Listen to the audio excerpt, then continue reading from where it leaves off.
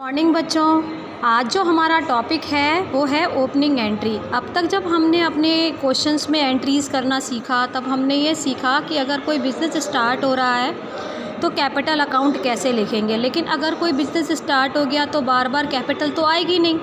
तो ऐसी कंडीशन में जब हम अपना नेक्स्ट ईयर 1 साल के बाद दूसरे साल में एंट्रीज़ लेकर के आएंगे तो हम सारे जितने भी खाते हमारे पास हैं, जितने भी अकाउंट्स हमारे पास हैं, उन सबको हम ओपन करेंगे। तो ओपनिंग एंट्रीज़ वर्ष के प्रारंभ में की जाती है और उसके लिए जितने भी जो खाते आपने वर्ष के अंत में बंद किए थे उन खातों को खोला जाता है।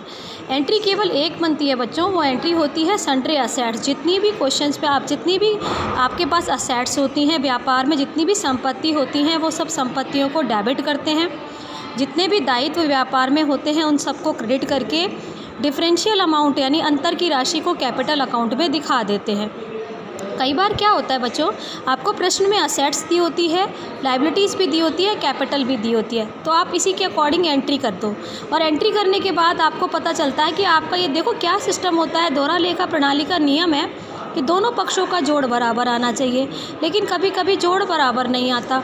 तो ऐसी कंडीशन में अगर असेट साइड में पैसा कम पड़ता है तो चेक करो कि कैश दिया हुआ है क्या। अगर क्वेश्चन में कैश नहीं दिया गया है तो अंतर की राशि कैश में डालो। अगर कैश भी दिया हुआ है असेट्स में और उसके बावजूद भी असेट साइड में कम पड़ रहा है तो आप एक असेट्स लिख सकते हो गुडविल। गुडविल में आप बैलेंसिंग फिगर अंतर की राशि डाल सकते हो। गुडविल एक अमूर्त संपत्ति है जिसका कोई रेट नहीं होता। ऐसे ही बच्चों, जब आप ऐसे लायबिलिटी साइड बनाते हो और लायबिलिटी साइड में आप टोटल लिख लेते हो, यहाँ पर इधर की साइड कुछ कम पड़ता है, मतलब लायबिलिटीज़ भी आ गई, कैपिटल भी आ गई, और उसके बावजूद भी अमाउंट कम पड़ रहा है, तो आप यहाँ पर लिख सकते हो कैपिटल रिज़र्व। अंतर की राशि आप कैपिटल रिज़र्व में लिख सकते हो। एक बार फिर से सुन लो, अगर डेबिट साइड में राशि कम पड़ती है तो आप गुडविल लिख सकते हो, क्रेडिट साइड में राशि कम पड़ती है तो आप कैपिटल रिज़र्व लिख सकते हो। बाकी ओपनिंग एंट्री इतनी ही होती है। मैं आपको एक क्वेश्चन करा रही हूँ जो कि आपकी बुक का ही है।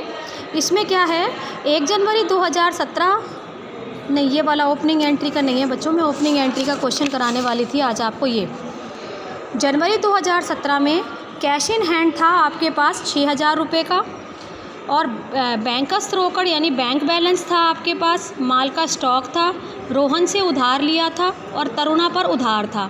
ठीक है, तरुण पर उधार था। जैसे ये आपको बैलेंस दिए हुए हैं, अब इस बैलेंस दिए हुए हैं, साल के शुरू में व्यापार प्रारंभ नहीं हुआ, तो अब आप आपको इनकी ओपनिंग एंट्री करनी पड़ेगी। तो ओपनिंग एंट्री क्या बनेगी बच्चों,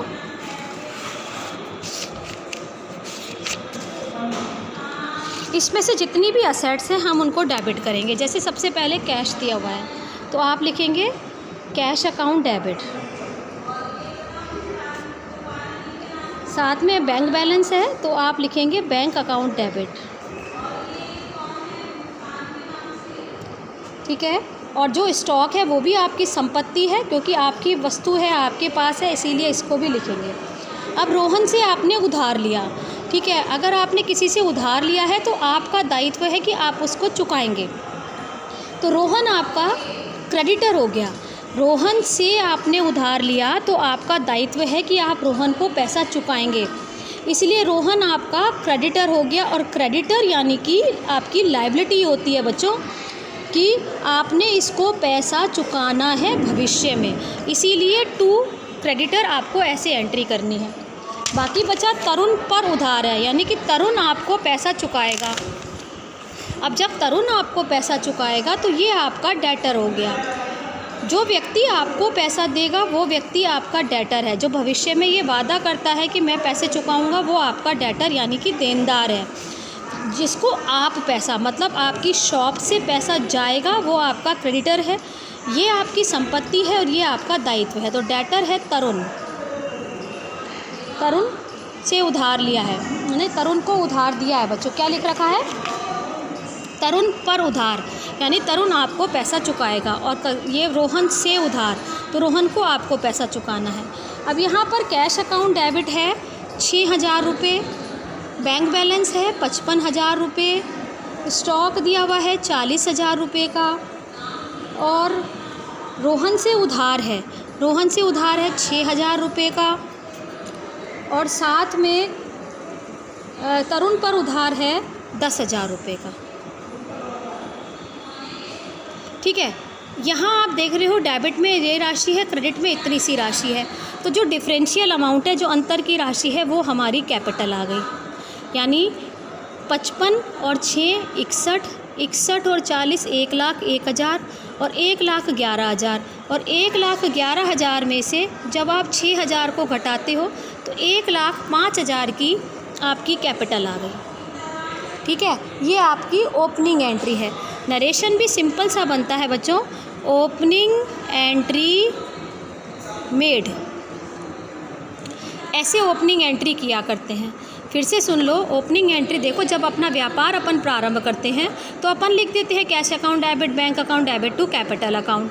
लेकिन अगर हम व्यापार प्रारंभ नहीं करके अपने पिछले साल चलते हुए व्यापार के खातों को अगले वर्ष में ट्रांसफ़र करते हैं तो हमें ओपनिंग एंट्री करनी होती है। यह साल के प्रारंभ में की जाती है। एंट्री केवल एक बनती है, सन्ड्री असेट्स, जितनी भी संपत्ति है उनको डेबिट करो, जितने भी दायित्व हैं उनको क्रेडिट करो और कैपिटल को क्रेडिट करो। ठीक है, तो यहाँ हमने जो प्रश्न लिया, cash account debit, bank account debit, stock account debit, debtor account debit हुआ। क्रेडिटर हमारी लायबिलिटी थी, उसको क्रेडिट करके अंतर की राशि हमने कैपिटल में डाली और ये ओपनिंग एंट्री मेड हो गई। ठीक है, इसके अलावा जो मेरे को आज एक टॉपिक सिखाना था, उसमें कुछ क्वेश्चंस थे, मतलब कुछ एंट्रीज़ थी, वो एंट्रीज़ हम करने वाले हैं। क्वेश्चन मैं आपको भेज चुकी हूँ। देखो, पहला जो प्रश्न है वो है मशीन की स्थापना पर खर्चा किया, स्थापना पर खर्चा किया। देखो बच्चों, मशीन की स्थापना पर खर्चा किया है 500 रुपये का। ठीक है, अगर आप देखते हो तो आपकी बुक में क्वेश्चन नंबर 15 है ये। देखो बच्चों, अगर क्या हुआ, एक आप दिल्ली गए, आपका एक बहुत सुंदर सा वहाँ LED ख़रीदा, वो आपका LED 1 लाख रुपए का आया। ठीक है, आपने उसको वहाँ यहाँ पर अलवर में अपने घर में लगवाया तो आपका खर्चा आया 1,10,000 रुपये का। आपका पड़ोसी आपको बोलता है बच्चों, अरे ये तो LED तो बड़ा सुंदर लाया, ये मेरे को दे देगा क्या? तो तुमने कहा कि हाँ 1 लाख रुपये का आया है। तो क्या बच्चों अपन 1 लाख रुपये में दे सकते हैं? नहीं दे सकते ना। आप उसको क्या कहोगे कि 1 लाख रुपये का तो ये है, 10,000 रुपये तो इसको लाने में खर्चा हुआ है, मैं 1,10,000 का ये मुझे पड़ा है, ऐसे ही बोलते हैं ना बच्चों, ये चीज़ मुझे इतने की पड़ी है। यानी कुल मिलाकर के LED की कीमत हमारे पास कितने की आई? 1,10,000 की। तो मैं आपको ये समझाना चाहती हूँ, यदि कोई स्थायी संपत्ति को स्थापित करने में खर्चा होता है तो वो संपत्ति के खाते में ही जोड़ दिया जाता है। जैसे मशीन की स्थापना पर 500 रुपये खर्चा हुआ, तो आपको यहाँ पर स्थापना का मतलब होता है एस्टैब्लिशमेंट। स्थापना के जो खर्चे हैं वो एस्टैब्लिशमेंट कहलाते हैं। लेकिन यहाँ पर आपको एस्टैब्लिशमेंट नहीं लिखना है, यहाँ आपकी एंट्री क्या होगी? Machine account debit to cash, यानी कि अगर किसी संपत्ति को खरीदते हैं तो उस पर होने वाले खर्चे उसी की मशीन अकाउंट में ही जोड़ दिए जाते हैं। ठीक है, तो ऐसे ये जोड़ दिए जाते हैं। 1 मिनट होल्ड करो बच्चों, थोड़ा सा शोर आ रहा है, मैं अभी एक बार सही कर दूँ।